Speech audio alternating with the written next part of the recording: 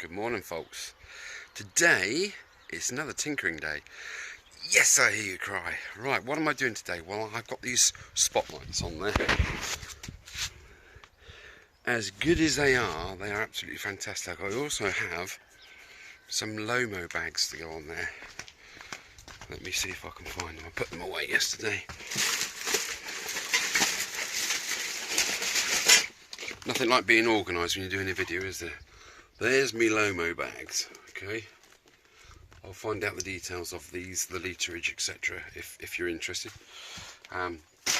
later on. So I want to fit those because I'm going on a tour a bit later on in June, but these spots are in the way, so they're coming off. Now, I was rummaging through my never-ending parts department, which is my shed, and I came across this little beauty.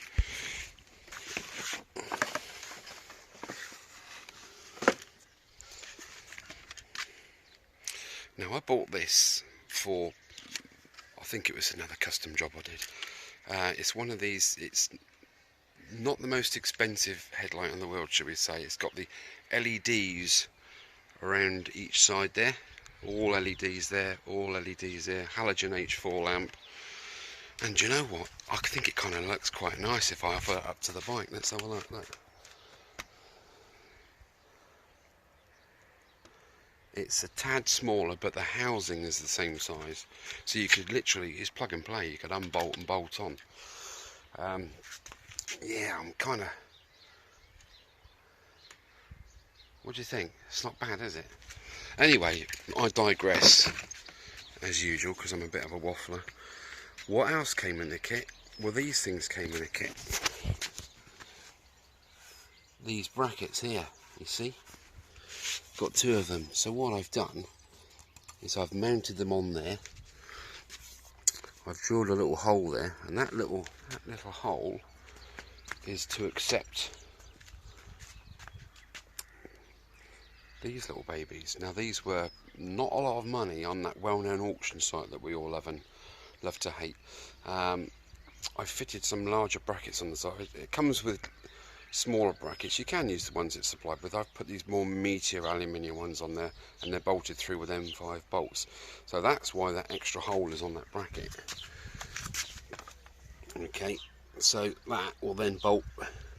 Where are we? I'm trying to video it and hold it and look at the screen at the same time. Bolts onto there. So you, in effect, you'll have that, and you will have light where you steer, because it's fixed to the forks, which is exactly what I'm after. Because these lights and the headlight is all fixed, isn't it? Just straightforward. I'm going to be able to see if I'm on a dirt track, be able to turn my handlebars and just see left and right. So that's the next step, is to bolt them on. I painted them last night because obviously, not being the best quality, they are susceptible to corrosion, so I've treated it with a coat of paint. So I've just got to take these ones off, these old ones off here. I've got to unsolder the heat shrink and bring the cableage back up to where, just behind the clocks, and resolder on the new cables, and jobs are good. And that runs from the switch there on the handlebars. So that's that. What else was I going to do? Oh yes, today I should finish the fuel consumption run. I'm literally running on fumes now. I've just gone over 200. I've got the fuel can on the back of the bike. I'm just going to go around locally, around the woodlands and stuff, and see how far I get. So that's the next one to finish off. Right, thank you for looking, and I'll show you when they're on and finished and wired in. Cheers. Pack it up, pack it in, let me begin. In the wind, that's a sin. Right, that's enough of that malarkey. Right, here comes the dog.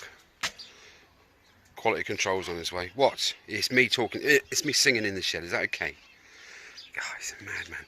Right, the lights are installed. I don't know if you can see them there. I've got to watch the screen whilst I'm kind of filming. So yeah, jolly good too.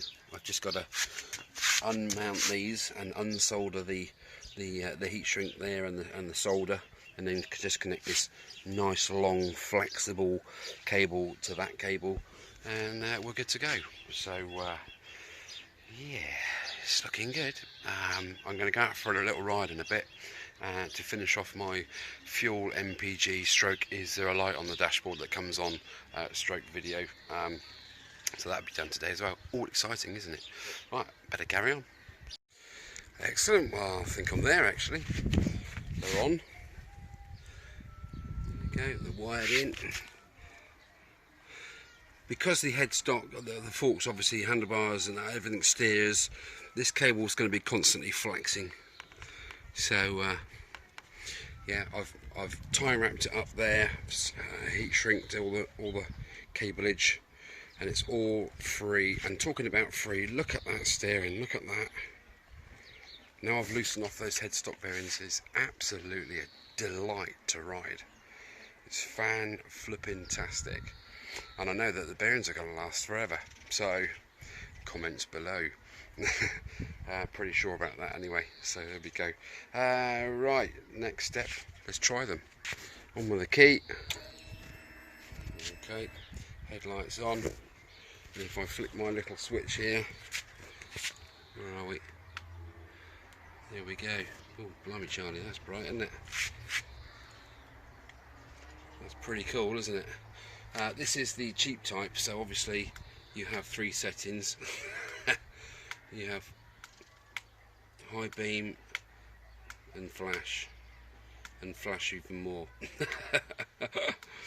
Okay, a little bit of a giggle, isn't it? That's why I don't wire them into the headlight main beam, because every time you go on or off the main beam, you're going to be causing epileptic fits to people that suffer from that coming the other way. Yeah, I've got it on its own independent switch, fed from my fuse box, which is mounted under the seat. It's all separate, and that's exactly how I like it. No battery drain or anything. Super duper. Right, what next? Oh, just one more little thing. People have been saying about the bar risers being raised. Watch the cables. You know that the clutch cable fails and all that. Is that very famous young lady? Hello, riding around the world on a Himalayan. Fantastic job, superb. Doff my cap to you, but it's not on. I think you did your clutch cable. You raised your bars up and your clutch cable caved in. What I've done simply is around the headstock you've got a load of tie wraps, or zip ties for our American fans. Sorry, a bunch of zip ties. Basically I've just removed them. They clamp the cables so tight. I've noticed the throttle cable is, instead of being a nice curve going around the headstock from the handlebar throttle, it's like this. It goes like that. Literally, it's in a U shape. It's bent. There's nothing that's going to unkink that now, save for getting a new cable on there. But now I've undone the tie wraps. A, the steering's freer. B, the cables are all perfect, guys. Okay, there is no stretched cables. Nothing's going to fail on my clutch, and hopefully my throttle's going to last. So there was a little tip for you guys and girls out there. Okay, I'm going to get my gear on and get my arse out in this sunshine. See you later. Thanks for watching. P.S. Lomo, I fitted your bags. They're pretty good. The good bags, probably about as waterproof as a duck's bottom. So yeah, good quality bag. I think the only thing that really lets it down is its mounting system. You have a strap here which goes around the framework, and a strap here which goes around the framework. I've had to go around the frame, looping it round, back through, tie it in. It's on there. It's on there pretty well now, but the only thing is if you have to use the straps around here and here to secure the bag against the framework, you've reduced the literage size inside. You've tied up all that freedom in there. If it had a series of like clips that just sort of clipped over this framework in order of where the frame is to the bag, because the bag's pretty much shaped the same as the frame, it would be 100%, and you would have a market leading bag there, and all Himalayan owners will just flock to you to get them.